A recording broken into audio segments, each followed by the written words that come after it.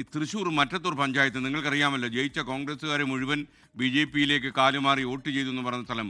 മുഖ്യമന്ത്രി പറഞ്ഞല്ലോ മരുന്നിന് പോലും ഒരു സാധനം ബാക്കിയുണ്ടായില്ല എന്ന്. അത് ഈ മറ്റത്തൂരാണ്.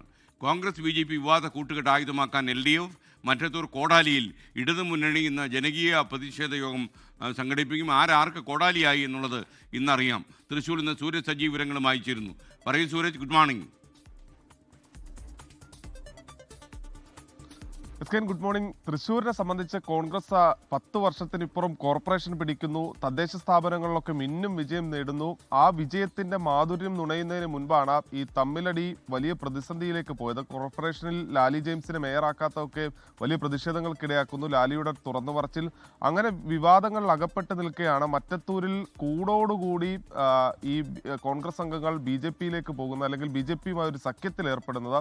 അവിടെ ഈ പാർട്ടി നേരത്തെ തന്നെ കൃത്യമായ മാർഗനിർദ്ദേശങ്ങൾ നൽകിയിരുന്നതാണ്. ഒരു തരത്തിലും BJP-യുമായി സഖ്യം പാടില്ല, അല്ലെങ്കിൽ അലയൻസ് പാടില്ല. അവർ പിന്തുണയ്ക്കുകയാണെങ്കിൽ അവിടെ രാജിവെക്കണം.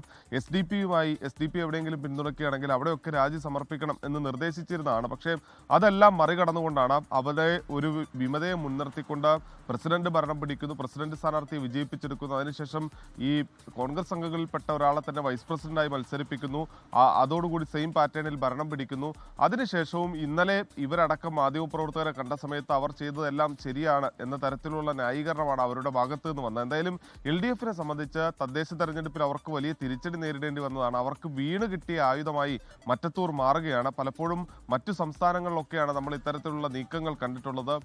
പലപ്പോഴും ഈ കോൺഗ്രസ് അംഗങ്ങൾ BJP-യിലേക്കൊക്കെ പോകുന്ന അവിടെ കണ്ടിട്ടുണ്ട്. കേരളത്തിൽ ഇതുവരെയും അത്തരം ഒരു പരീക്ഷണത്തിലേക്ക് BJP പോയിട്ടുണ്ടായിരുന്നില്ല. പക്ഷേ ഇതിൽ കൃത്യമായ ആസൂത്രണമുണ്ട് എന്നത് ഇന്നലെ BJP-യുടെ വാർഡ് മെമ്പറായിട്ടുള്ള അതുൽ കൃഷ്ണ തന്നെ പറഞ്ഞതാണ്. 2 ദിവസത്തോളം മണ്ഡലം ജില്ലാ കമ്മിറ്റികൾ കേന്ദ്രീകരിച്ച് ചർച്ച നടത്തി മുൻ ധാരണകൾ പ്രകാരമാണ് ഇവർക്ക് വോട്ട് ചെയ്തതെന്ന് BJP-യുടെ വാർഡംഗം തന്നെ പറയുന്നു. ഈ സാഹചര്യത്തിലാണ് ഇതൊരു രാഷ്ട്രീയ വിഷയമായി തന്നെ LDF ഉയർത്തുന്നത്.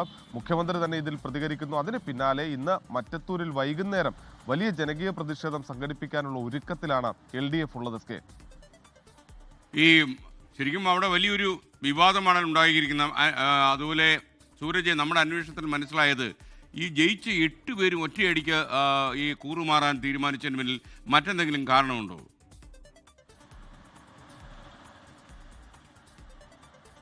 അവിടെ കോൺഗ്രസിൽ കുറെ കാലങ്ങളായി ഉണ്ടായിരുന്ന തർക്കമായിരുന്നു. അവിടുത്തെ ഒരു പ്രാദേശികമായി എടുക്കുകയായിരുന്നെങ്കിൽ അവിടുത്തെ ഒരു ഔദ്യോഗിക പക്ഷമാണ് ഈ കൂറുമാറിയ ആളുകൾ എന്ന് പറയുന്നത്. അത് DCC ജനറൽ സെക്രട്ടറി ആയിട്ടുള്ള TM ചന്ദ്രനുണ്ട്, അതോടൊപ്പം തന്നെ ഷാഫി കല്ലൂപ്പറമ്പിൽ, അങ്ങനെ തുടങ്ങി ഇവർ നിയന്ത്രിക്കുന്ന ഒരു കോൺഗ്രസ് ആയിരുന്നു ഈ മറ്റത്തൂരിലുണ്ടായിരുന്നത്. അവിടെ DCC-ക്ക് പോലും നിയന്ത്രണം ഉണ്ടായിരുന്നില്ല. അവിടെ സ്ഥാനാർത്ഥി നിർണയം സംബന്ധിച്ച് ആദ്യഘട്ടത്തിൽ ഒരു തർക്കമൊക്കെ ഉണ്ടായിരുന്നു. പിന്നീട് DCC ഇടപെട്ടുകൊണ്ട് അവിടെ ചിലർക്ക് സ്ഥാനാർത്ഥിത്വം അനുവദിക്കുന്നു. അതായത് ഈ തർക്കങ്ങൾ ഒഴിവാക്കുന്നതിന് വേണ്ടി സ്ഥാനാർത്ഥിത്വം അനുവദിക്കുന്നു. അതിൽപ്പെട്ടയാളാണ് ഈ ഔസേപ്പ്, വിജയിച്ച ടെസ്സി എന്ന് പറയുന്ന വിമതർ. പക്ഷേ ഇവരെ എല്ലാവരെയും തന്നെ ഈ ഔദ്യോഗിക പക്ഷത്തിന്റെ, അതായത് UDF-ന്റെ സ്ഥാനാർത്ഥികളാണ് എന്ന തരത്തിലാണ് ഈ വിമതരായി മത്സരിച്ചവരെ പോലും TN ചന്ദ്രനാകട്ടെ ഈ ഷാഫി കല്ലുപറമ്പിലാകട്ടെ അവരെല്ലാവരും അവതരിപ്പിച്ചത് UDF-ന്റെ സ്ഥാനാർത്ഥി എന്ന നിലയിലാണ്. ആദ്യഘട്ടം മുതൽ തന്നെ കൃത്യമായ ഗ്രൂപ്പ് പ്രവർത്തനം അവിടെ നടന്നു. അതിൽ ഇടപെടുന്നതിന് DCC-ക്ക് വീഴ്ചയുണ്ടായി. DCC ആ ഘട്ടങ്ങളിലൊന്നും ഇടപെടാതിരുന്നതോടുകൂടിയാണ് ഈ ഭരണം പിടിക്കുന്നതിന് വേണ്ടി BJP-യുമായി സഖ്യത്തിലേക്ക് ഏർപ്പെടുന്നതിലേക്ക് പോയത്. എന്തായാലും അവസാന നിമിഷം അവർ കോൺഗ്രസിന് ചെയ്ത ഒരേ ഒരു ഉപകാരം എന്ന് പറയുന്നത് ഇതുവരെയും DCC ലഭിക്കാത്ത ആ കത്ത് 8 പേർ ഒപ്പിട്ട് അതൊരു ഫോട്ടോ എടുത്ത് മാധ്യമങ്ങൾക്ക് പ്രചരിപ്പിച്ചു എന്നുള്ളത് മാത്രമാണ് കോൺഗ്രസിന് ആശ്വാസം. അതുപോലും ഇല്ലായിരുന്നെങ്കിൽ കോൺഗ്രസിന് ഒരു തരത്തിലും ഈ വിഷയത്തിൽ പിടിച്ചു നിൽക്കാൻ കഴിയില്ലായിരുന്നു. അവർ ഇപ്പോൾ കോൺഗ്രസിന്റെ പ്രാഥമിക അംഗത്വത്തിൽ ഇല്ല എന്നൊക്കെ പറഞ്ഞുള്ള ന്യായീകരണങ്ങളാണ് ഇറക്കുന്നത്. എന്തായാലും ആദ്യഘട്ടം മുതൽ DCC-ക്കുണ്ടായ വീഴ്ചയാണ് ഈ കൂടോടുകൂടി BJP-യുമായി പോയി സഖ്യത്തിൽ ഏർപ്പെടുന്നതിലേക്ക് നയിച്ചത്. Okay, thank you Suresh. Mattathur എന്തായാലും വലിയൊരു രാഷ്ട്രീയ പാഠമാണ്. ജയിച്ചു കഴിഞ്ഞാൽ ഒറ്റയടിക്ക് കൂട്ടമായിട്ട് തന്നെ അടുത്ത ഏരിയയിലേക്ക് ചേക്കേറിയ പൊതുപ്രവർത്തകരുടെ സ്ഥലമെന്ന രീതിയിൽ മറ്റത്തൂർ നാളെ അറിയപ്പെടും.